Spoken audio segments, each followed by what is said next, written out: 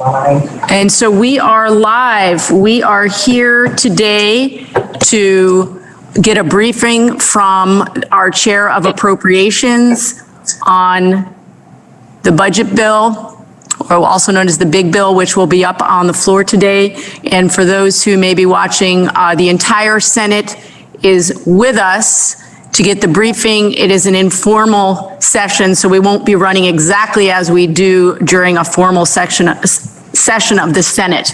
There's a chance for senators to get questions asked and getting some clarification. So I will at this point turn it over to Senator Kitchell, the Chair of Appropriations. Thank you, Senator Ballant. The nice thing is when the budget's ready, it's an indication that we're nearing the end of the session, and I expect everyone is feeling rather tired and looking forward to when we adjourn. I would say that this year's budget is probably as complicated a budget as I've ever had to put together in my time in the Senate. We're in such a fluid budgetary environment. We have the Corona relief money that some is still left to be spent. We have this year, when we did the revenue upgrade, we had some one-time general fund of $211 million. We also have the big $1 billion ARPA relief, state government relief piece, but that bill also has a variety of other pots of money, for some for public transit, to airports, to childcare. There's a section for capital bill. And so the intersection of those federal changes, as well as the possibility of an infrastructure bill coming down maybe in the fall, has made for a very interesting budgetary environment. The one thing that I would say, and everybody is very anxious about it, but this is the first year. We have more time to be thoughtful in terms of how we budget these federal resources, with the benefit of more experience, with the more firm knowledge about what will be additional infrastructure money available to the state. We will start next year with more information, but this is not, as I've said, the only train leaving the station. There's just been a tremendous urgency to say, I need money, give it to me now. And we have had a tremendous volume of requests for funding as part of this process. So what we have today is the budget as it's been voted out by your Senate Appropriations Committee, to help you go through what is a very lengthy document. I think it must be up to 200 pages by now. I have developed, with the help of Joint Fiscal Committee, some documents that I hope will help you kind of distill what is a very large document, because most people will say, what's in it? What is important? What are the substantive pieces? So the first document that has been sent out is a budget highlight sheet. It is, I think it would normally be one sheet back to back, and it goes through how we're organizing the budget. And when we present it this afternoon, we are actually going to kind of consolidate all sections, because it gets very difficult to go what's in the B section, what's the language in the E section, what's the funding in the G section, what is the one-time general fund. So there are many different sections of the budget, and we didn't want to simply jump around. And so I've asked every member of the committee to really speak to all the pieces at one time. But this year's budget, we have actually created a separate section. It's Section G in the bill that appropriates the ARPA state financial relief money. That is a grant of over $1 billion to the state, and this budget will appropriate $478.5 million. In some areas, there are appropriations that cover a couple of years. So I'm not going to go through the sheet. If you bring it up, you will see we have sections on health, well-being, and justice, workforce, higher education, economic development, housing, connectivity, broadband technology, climate action, and clean water. The budget has some increases into the base. There are increases to our mental health and our specialized service delivery agencies. These are the community or agencies that provide the services to Vermonters that many years ago would have been either in Brandon or in our state hospital. So these are critical provider systems, and we felt that we needed to recognize the fact that they are having to deal with increased salaries and increased operating costs. And there was, the House had proposed a 2% increase, and we were able, by using money with the ARPA funding coming in that could fund some things, we were able to redirect general fund to support increases to these provider systems. The choices for care would be providers, for example, like our visiting nurses or our personal care, and also our residential care homes that many, I think probably all of us have residential care facilities. These are not at the same acuity level as nursing homes, but they are certainly very fragile financially, and we did an increase. The House had done $1 a day. We upped that to $1.50. We're also increasing the grants that go out to families with dependent children. That program is now known as Reach Up, and we have done that by increasing bringing the standard of need up to 2021. And that will provide increase to those families. These are the families used to be known as the temporary aid to needy families, and it's had gone through many names. We also wanted to recognize, and our Judiciary Committee has spent a lot of time on this, and that has to do with the startup of our courts. Our courts have not been, they've been really doing minimal work and by distance, but as a result, there's a tremendous backlog, both in criminal cases, but also child support cases. Eviction cases have been subject to moratorium, and the backlog has to be addressed, and the courts, as well as the Defender General and our State's Attorney Association, indicated what it would take to deal with that backlog. So we are putting in some one-time ARPA money over that 2-year period to get that backlog caught up, because we think a functioning court system is just as important to Vermonters as many other investments. So that is one area that is unique to the Senate budget that was not provided for in the House, nor was it included in the governor's proposed budget or in his proposed use of the ARPA funding, the federal funding. The other challenge for us was the intersection of so many bills, many of them coming to us at the very end. H171 was the child care bill that had not only base increase on terms of the payments and eligibility, but also how we deal with our childcare workforce and training, but that connected into the specific funding available for childcare that was included in the ARPA bill. We also have economic development pieces that have intersected.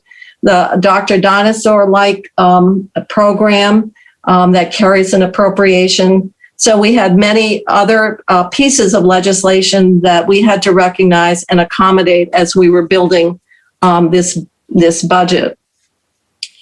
I would also say that we as a state, because of the level of CRF funding we had as a small state minimum, were able to provide housing for the homeless in ways that no other state was able to do. However, we need to have a transition plan. Many of the motels, to be honest, it has been told to me that in the course of the past year, we have bought over $100 million of hotel and motel rooms. So that is not inconsequential to the lodging industry, but with the economy opening up and travel, those rooms are not going to be available. So there's $41 million to support the recommendations of the GA housing work group, as well as the other housing related pieces, which I can explain. The state college system, as everyone knows, there's been a select committee looking at how we stabilize and how we transform that system. That's important, whether you're in, the Castleton area or NVU area, which covers more the Northeast Kingdom and Lamoille. And there is an increase to the base appropriation, but the budget includes the necessary funding to support the transformation of the system, as was outlined in the plan that was provided to us by the consultant working with our select committee that was created last year. We are finding that some of our special funds have not generated the income that we have anticipated. So we've had to use general fund to shore up some of these special funds, such as Forest and Parks and Fire Safety and Act 250. And we also know that from testimony, the programs or services that are funded by surcharges or fees, either in courts or that support court diversion, or even our court system, or some of the money goes to towns, that method of financing these programs and services is becoming more and more difficult because it is a declining revenue source. And for many people, the concern is it's a regressive kind of a way of generating revenue to support these services. So there's a number of special fund reviews that we want to examine. 911 is another one of those, and we actually are funding 2 years of the deficit to keep 911 so that they can pay their bills. Another big part of the budget, and it's been a topic of discussion, and there's legislation coming out, and that's on pensions. I want to make it very clear that this budget and budgets for the last 15 years have fully funded the employer side of the required contribution. In addition, I want to state that prior to 2007, there was a period of time where that annual employer contribution was not fully funded. That stopped over 15 years ago, and it has been fully funded. And at that time, there was a plan to put in place to address the underfunding that was created by the fact that the annual ARC was not budgeted. But that is not the case. And I want to make it clear that we are dealing now with underfunding that is a result of the ADAC not fully recognizing or accommodating the demographic changes or the return on investments. So it's easy to conflate the two. But in this budget, there is $250 million of general fund, which is about 14% of the general fund revenues to the state are going to support either the pensions or the OPEB, which is the health care for retirees. So I just wanted to make that very clear. I also want to bring out, and this is something that really is similar to what this committee did a couple of years ago, and that was to move the cost of the payments, the employer payments for the pension fund into the education fund. This is for teachers who are working right now. I'm not talking about the underfunding. We did that back in 2018. That annual employer contribution for currently employed teachers is now in the education fund. But what got stranded and has been an orphan in some ways has been the health care for retired teachers, that benefit for when teachers retire. And this budget is providing that we fund the normal OPEB healthcare costs for currently employed teachers in the same way as we do the pension obligation. This is not the underfunding piece. This is for paying the benefit for when teachers retire and have the money to fund the benefit. That would be about $13.8 million would be that cost of the normal OPEB contribution or payment for that benefit.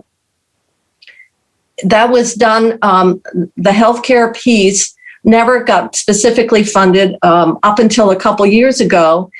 Those benefits were paid out of the corpus of the pension fund, which only compounded the underfunding problem. So there never was really a specific conversation about where that cost should be picked up, and it has defaulted to the general fund. But at this point, the revenues into the ed fund exceed the general fund. And the revenue sources, including all the sales tax, in fact, is one of the areas of greater potential revenue growth. So we feel that this is a cost of our K through 12 system. It is a benefit to the teachers who are working now, who are hired. The numbers are determined by the local schools, and this will finally address getting the funds paid to address a liability that this benefit presents to the state. So I would just want to, I realize that's a lengthy conversation, but it's really important to make it clear that this is not dealing with the underfunding, but this is to deal with the teachers who are employed right now. Now, the other part, we do reserve $150 million for pension underfunding. And we also provided the funding for the pension task force that is being created in a separate bill. And that money would be released upon implementation of those recommendations that come from that pension task force. So that's kind of a long explanation of what's in the bill. One of the other documents that we put out, and I hope you've had a chance to look at them, but I think that one I would draw your attention to is the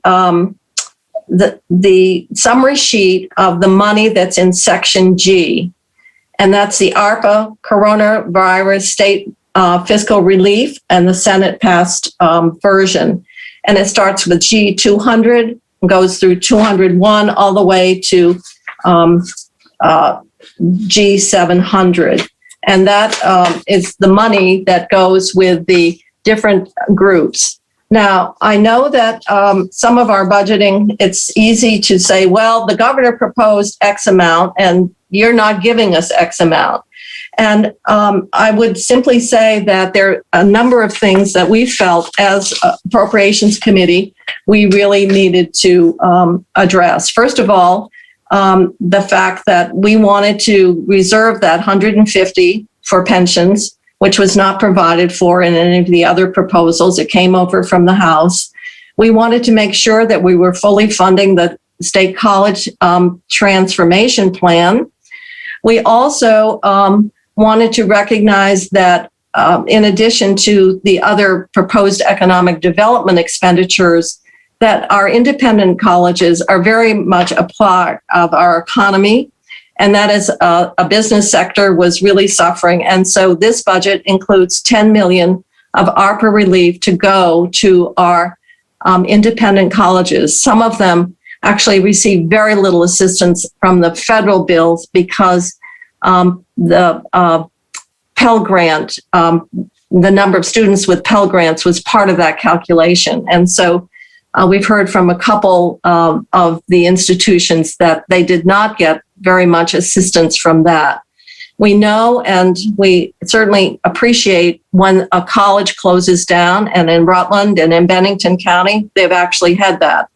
those colleges are a very important part of the economy as much as other businesses. And so we do provide some fiscal relief to help them deal with the fiscal impact of the coronavirus. We also wanted to address the workforce. And people have been talking about workforce. We've been talking about where we need staff.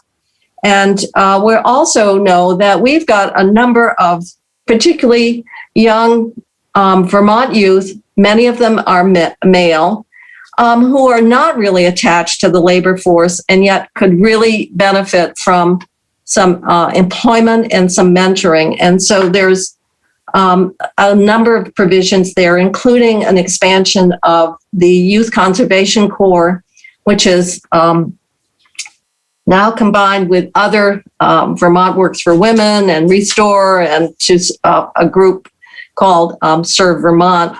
And so you will notice in the G section, when you go through it, that we are making investments in Vermonters and the human capital of Vermont individuals, but which in turn should have a beneficial impact on employers who need a skilled workforce. And so there's money for apprenticeship. And we also know that employment is key to so many other social conditions. And so this seems to be a time to continue our efforts in that way.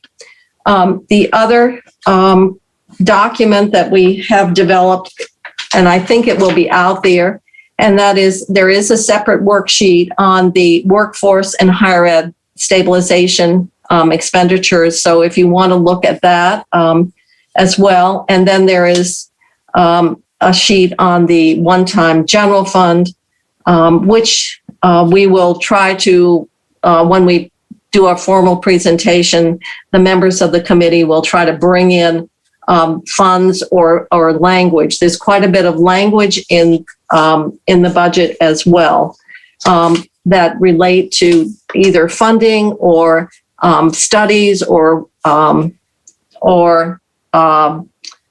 other pieces of work that need to be done or policy clarifications. So I think if you look at the ARPA spreadsheet, which is the 200, 201, the general fund one time, and the summary document, it should provide hopefully a good sense of what is in this budget. Another thing that I have had done this year, and that is there's a web page report, but it's page after page after page of no change between what the governor proposed versus what the House did versus what we did. So we thought it would be helpful just to extract those sections of the web report that relate to any change in that budgetary process. So it's a much shorter document for people to go through than would normally be the case.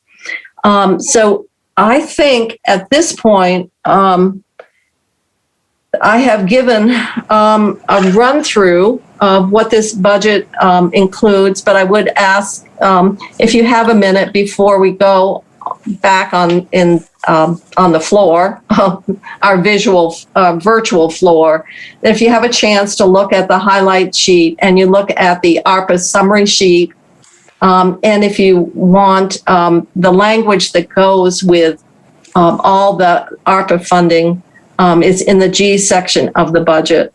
And then, as I said, the base changes, general fund, are really very modest. They really are around the provider increases that I mentioned, and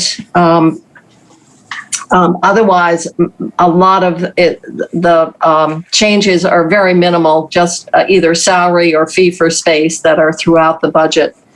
So at that point, I think I'm going to just take a break and see if people have questions, or maybe other members of the committee have identified something that I perhaps haven't covered in sufficient detail. Senator Benning. Thank you. Jane, I received a rather frantic phone call from Bill Bonyak of the Sheriff's Association indicating that money was being removed from them and that they were concerned because they're responsible for transporting prisoners to and from the court system. I have not had the opportunity to examine that issue because I literally just got the call, but I'm curious to know what the direction. Well, let me, certainly Senator Sears will speak to that because we're amending that section. As a result of the pandemic and other changes, the way in which individuals are transported or the use of video arraignment has dramatically changed. There's also been concern around how state paid deputies have been used. And so the budget, as we passed it out, actually would switch from a state paid deputy model to move the money to the court system for the courts to contract for the transportation services. There was some concern that sometimes the individuals who are being transported are the last to be dealt with in the court, and the deputy has to stay there for hours, and that there might be more attention to the management of time and that expenditure. But we realize that is an area that needs a bit more time, and so we'll be offering an amendment and for not an October date, but next July, and with a review by the Justice Oversight Committee. So I think it's really important that I just simply say that that concern and that language is subject to an amendment. We are putting together a package of amendments, and that will be in it. Okay, thank you. Mm-hmm. Before I move on, Senator Sears, was there anything that you wanted to add, or you? Well, I just want to add that I want to make clear publicly that conversations that I had with Sheriff Andrews and Sheriff Marcoux, they did not support this. If I gave a public impression that they were supportive at this point of moving in this direction, I want to make clear that they did not say that. I had a long conversation with Sheriff Andrews from Windham County last night. I just want to clearly explain, we have a system where AHS pays $65 an hour for sheriff transports, for DMH patients, and DCF transports. DOC charge is $45 an hour. And then we have 25 paid sheriff's deputies to provide court transport. We heard a lot last year and this year about the use of video arraignment and the transports being way down. So we will certainly take a good hard look at this, but it seems to me to be something that needs to change. In the 70s, when this was instituted, it was a much different environment in transporting people from Windsor Prison to places all around the state when we started the state paid deputies. You're welcome. So I just Please feel make like, sure to mute if you are. Thank you. Sorry, Senator I Sears. realize that this is controversial, but I think it's something, if we want to continue to waste money. We also have 2 whistleblower complaints regarding the use of state paid deputies by certain sheriffs, and a number of other concerns expressed by the auditor's office. We put money in the budget last year for the auditor to check into it, and it didn't happen. So this year in H350, I would put language in the budget, not money. And unfortunately, the auditor was busy with other things. So this year we put money in H315 to conduct the audit. We're also waiting for that audit to look at least 5 different sheriff's departments, including the 2 with a whistleblower complaint filed. So this is not something that has not been discussed for almost a year, at least. what to do with this problem. So I saw Senator Polina's hand, but I think Senator White has a comment on this issue. Is that right, Senator White? Yeah, thank you. I'm just concerned that I don't know what the amendment will be, but I just think putting off the date of implementation does not meet the needs of this, because this clearly says that the counties will be responsible for all transport costs for both for prisoners and for persons with mental disabilities and psychiatric disabilities. So the counties simply cannot take on what is right now it is a state function, and if the state wants to stop paying for it, then it won't happen, because the counties cannot absorb that cost for either of those three populations. Okay, Senator White, we've noted. I'm going to ask us to continue this. I know Senator Kitchell and the rest of the Appropriations Committee are still working on the amendments. So we're going to park this issue for now and move on. But I've made a note of it. Senator Polina. Thank you. I want to first of all voice my appreciation for the work of the Appropriations Committee and the chair of the committee. It's really a toughest job I could imagine. My question has to do with higher education. We're allocating $41 million for remediation of the Vermont State College system. And it's a two-part question. One is, have we as a body approved any transformation plan? I don't remember us voting on it or discussing it in caucus or on the floor or anywhere else. And what could we possibly be spending $41 million on as part of a transformation plan? I just don't understand what that money would be used for. I'm going to ask Senator Baruth, who was a member of that select committee, to respond to that question, because that is really what was put forward to us as necessary. There are a number of things that are involved, including how to better utilize the property. Should some of the buildings, in fact, is the footprint too large? How they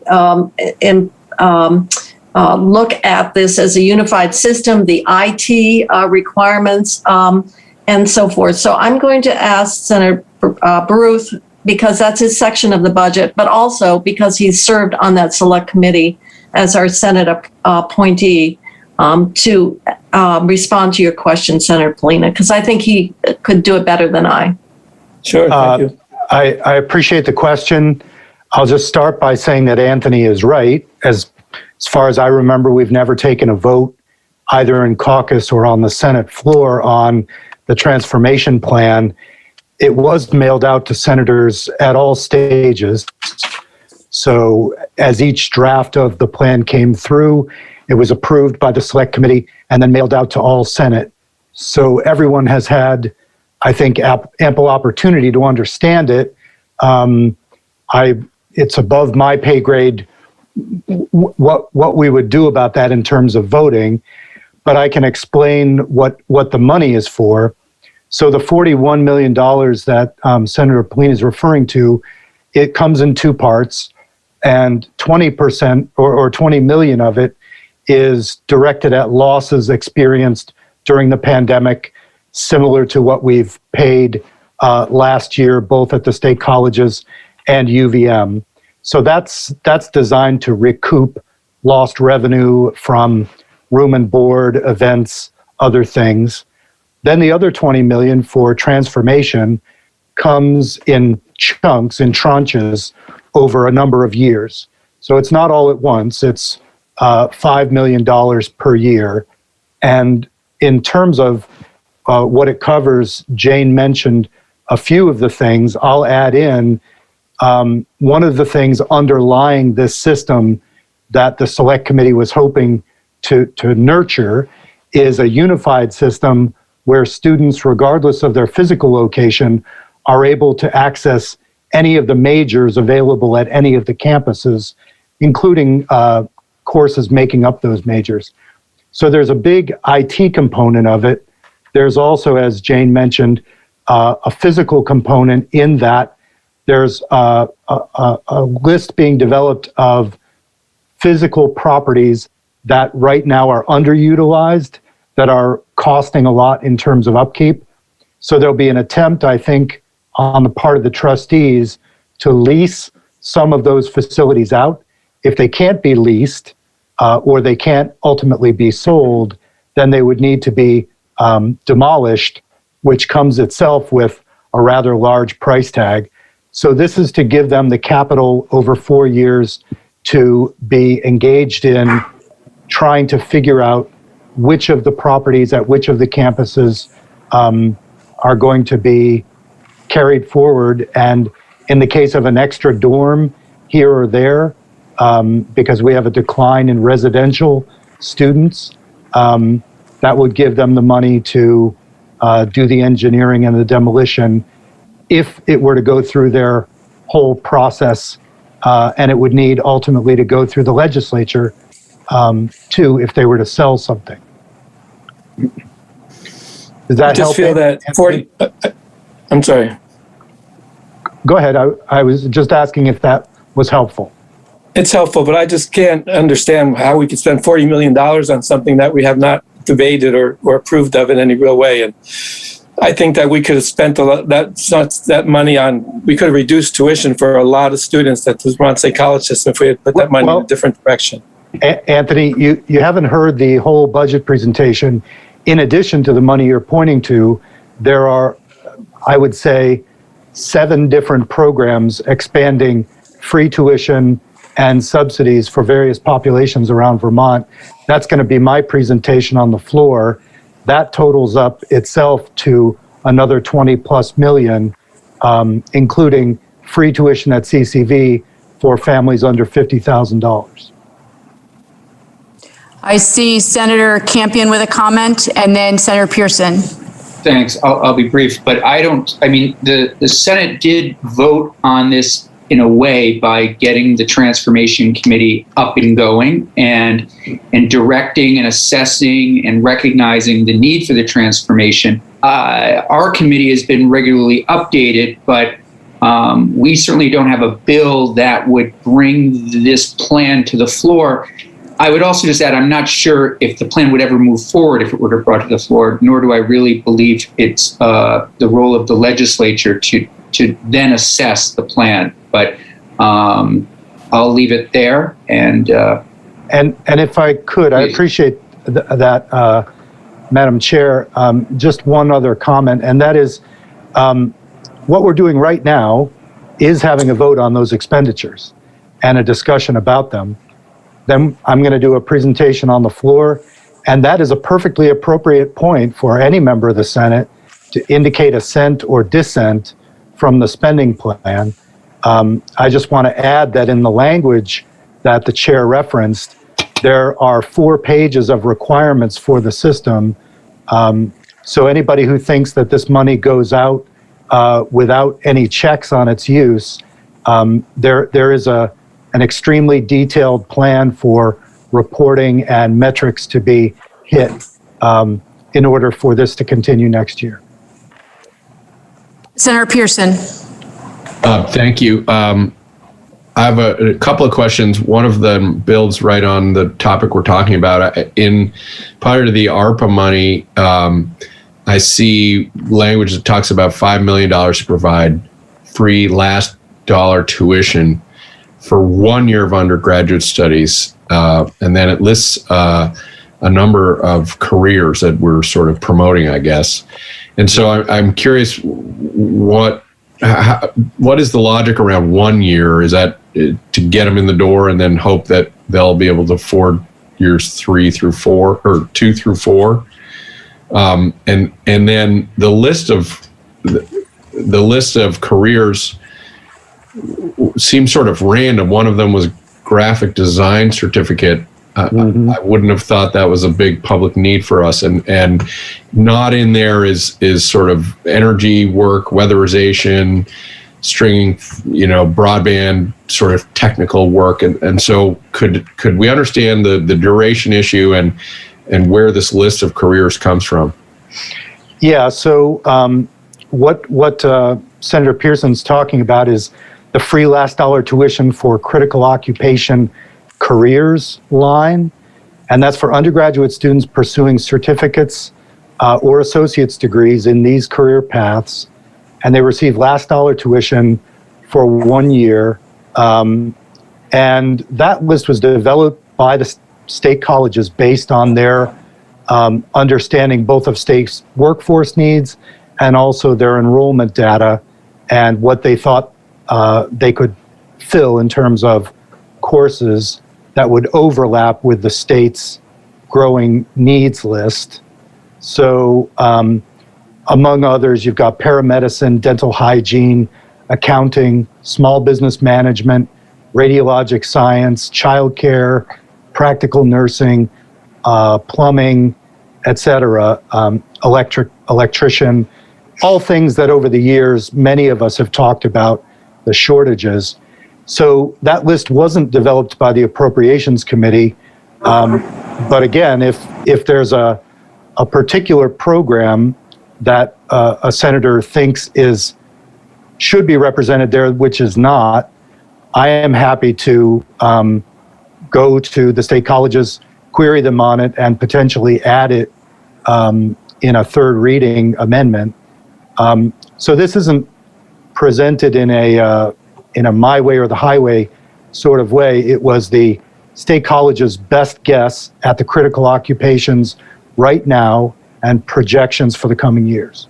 I would also add that in G600, under the climate action, there's $2 million there specifically to grow the weatherization workforce. So that's the difficulty about some of this in the budget is where funding might be located. But I would just want to point that out, that there is workforce there.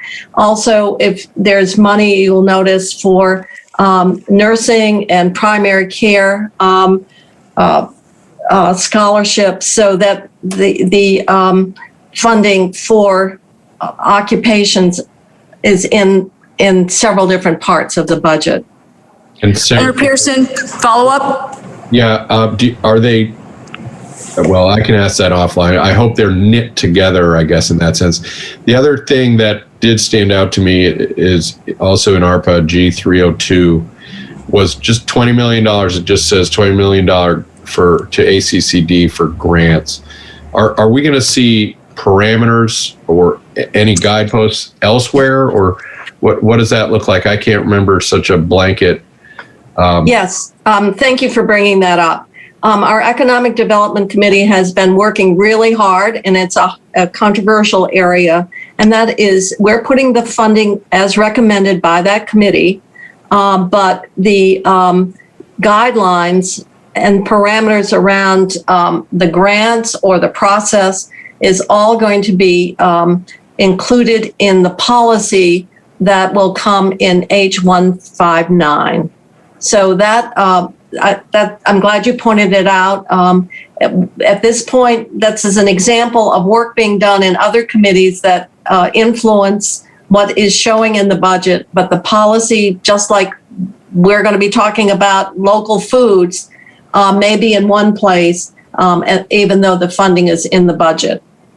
Very good. Chair of Economic Development, Senator Sorokin, anything to add to what Senator Kitchell said?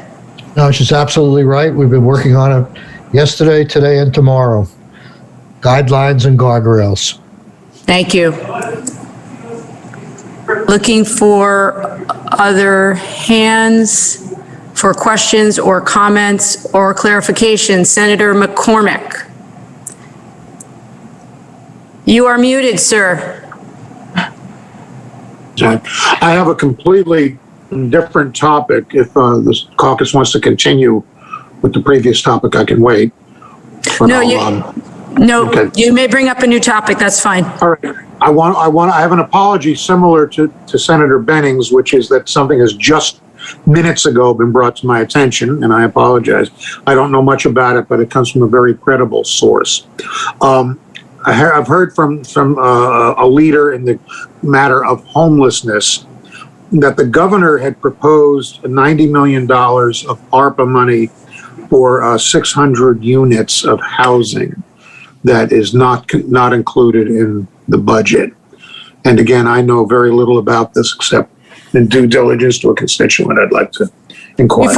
Thank you, Senator. Before I turn to Senator Kitchell, I just want to remind everyone in the Senate and who might be watching that we are only dealing with the very first amount dedicated from ARPA. There's a lot of money that has not been dedicated. So I know that there is anxiety from many organizations about not seeing a particular line item. The governor's proposal is just that. It's a proposal. And I'm going to turn now to Senator Kitchell for clarification there. Yes, I have received the same concern.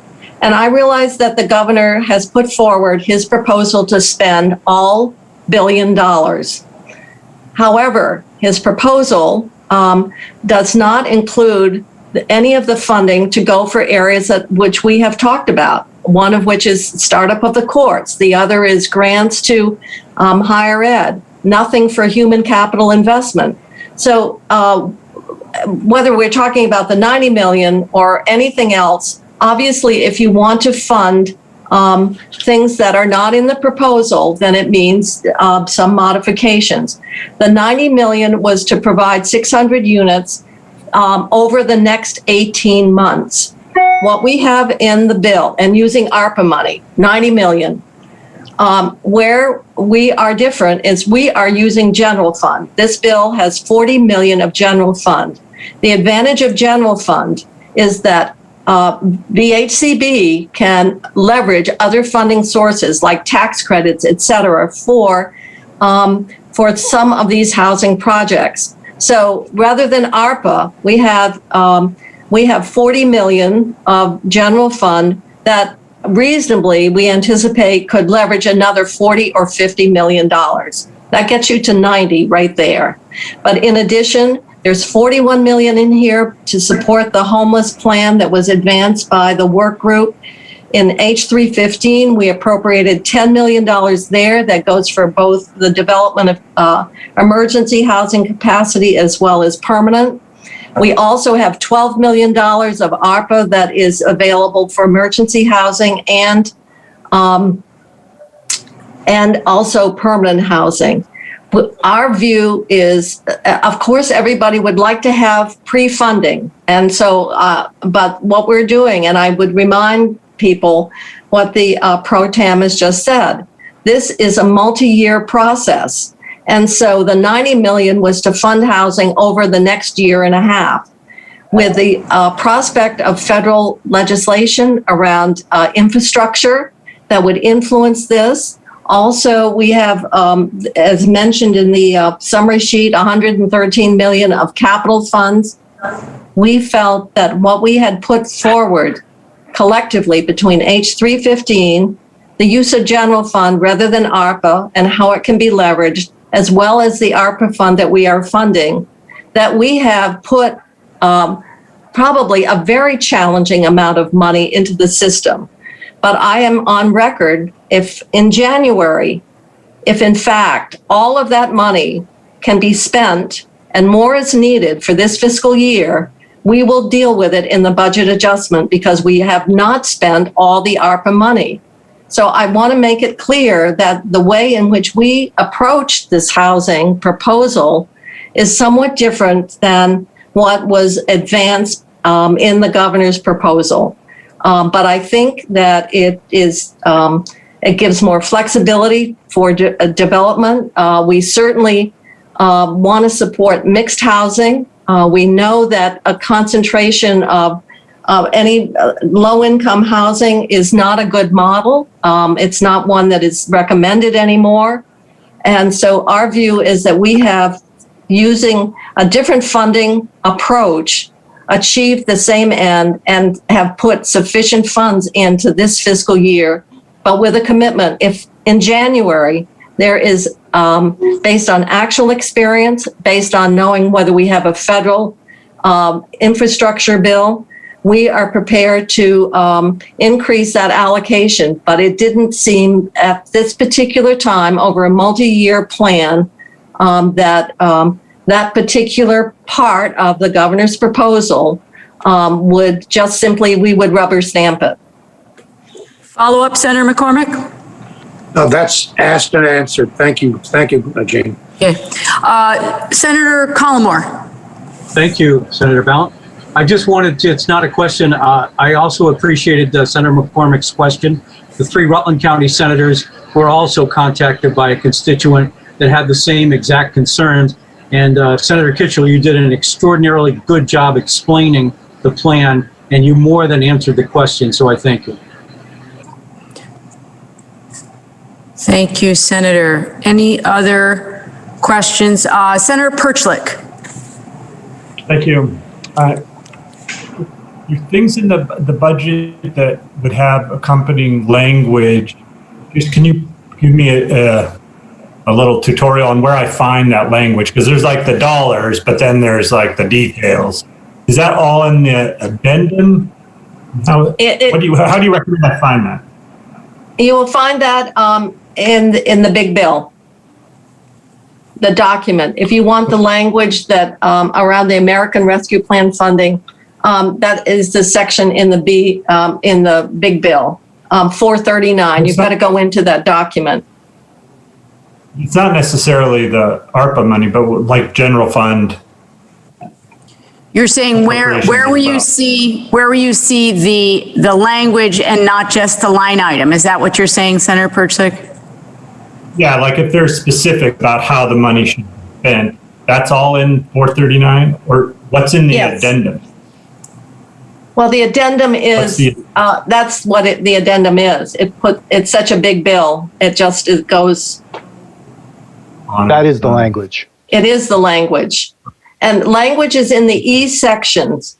So, for example, the Natural Resources Committee had a bill, S109, that we ended up incorporating into the big bill. It had to do with the weatherization, the creation of a special fund.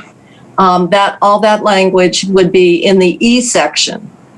The appropriation would be in the G section. So there are intersections of different parts of the budget here that, as I say, this is a very kind of complicated crosswalk that this budget reflects. So, and Senator Perchlik, I think some links went out from the Pro Tem's office earlier this week. If that is not the case, I know that Senator Kitchell and Stephanie Barrett from JFO had sent us links to all of that documentation. But if you do not have it, please contact Carolyn and she can get that to you.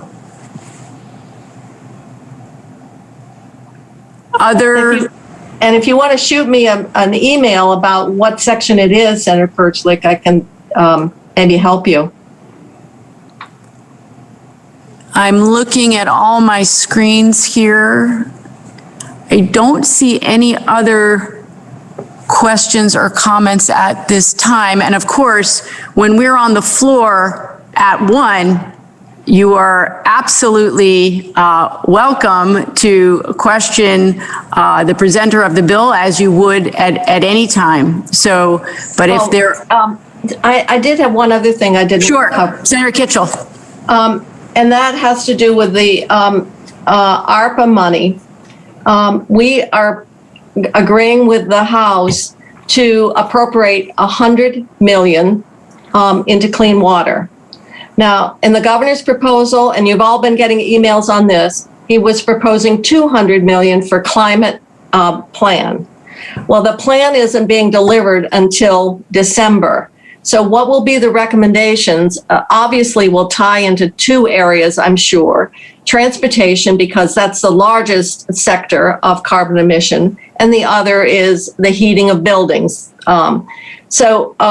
We have indicated our intent for this year, once we get the plan, for $100 million to support the climate action plan. The $100 million that's going into clean water was done in the House as a way of freeing up general fund right now. The way state revenues have been coming in, it's been very hard to forecast them. This current fiscal year, we ended up with $211 million over what was originally forecast when we built the budget. That's what created that pot of one-time money. We know that revenues, again, are running ahead of projections. However, we cannot build budgets on that, even though we know it. So the House put together, similar to what we did with CRF last year, and they swapped out ARPA money with general fund. And they did that by redirecting the percentage of the rooms and meals tax that goes to the Clean Water Fund, which is 6%. They redirected those revenues back to the general fund and replaced them with ARPA. We made a very substantial change, and I know that you may have been hearing from the administration on this, and I call it the ramp up and the slope down approach. The House, what they would do is redirect that money for a 5-year period of time. Our committee felt that created a tremendous cliff. In addition, the revenues would be growing each year. So at the end of 5 years, it would be, instead of 10 million, it would be 13 million. So we have changed that very different. It makes that general fund available now, but it's clear that we are stepping down that redirection from the full 6% to 4% to 2%. And if revenues come in and the forecasts are even can accommodate, we will accelerate that process. So rather than using over 60 million of redirected general fund, we are our third of that, 22 million. And so you will see language around that that sloping down of the redirection that has been a concern. We were concerned about the cliff and the fiscal pressure that would present whoever is in this chamber 5 years from now, building a budget, and also wanted to give assurances that this would not be sort of a permanent redirection, which was of great concern because those are the revenues that help support our Lake Champlain TMDL plan. So I want to make it clear what the House did was a much more aggressive use of that ARPA to redirect, and because we're only using 22 million out of that 100 million, it means that there's 78 million going to clean water, which is much more than what the other body proposed, and we are appropriating the full 40 million.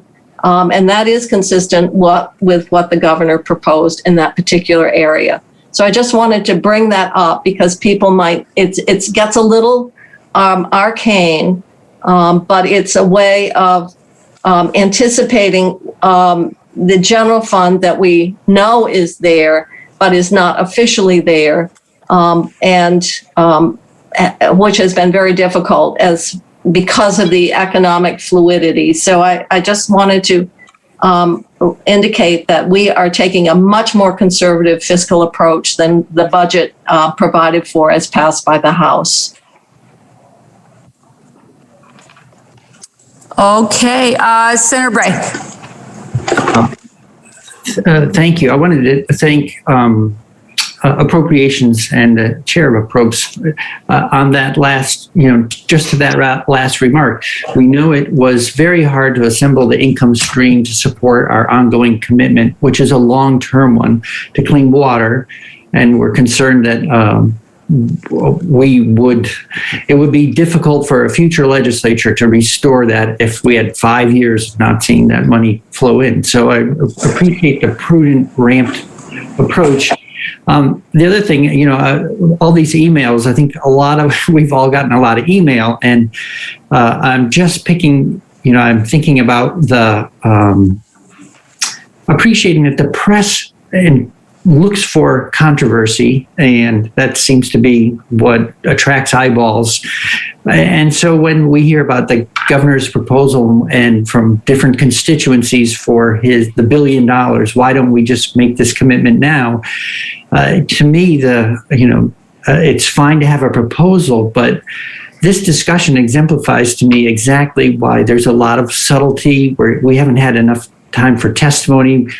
So I just think we're not looking to challenge anyone. We're just looking to do our jobs well. And I really appreciate all the nuanced and thoughtful discussion even in here. And the last thing about that is I think it's great that it reminds me of being at a really great town meeting where you have people stand up, they share information, we all get to learn something. And I'm just really appreciative of, with this very challenging landscape, that we are hanging together doing our best work. So it's a note of appreciation. Thanks.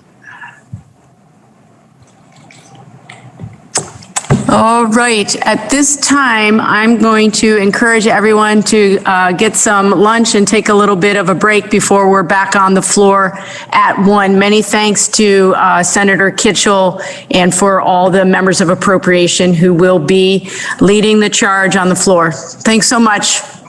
See you at 1.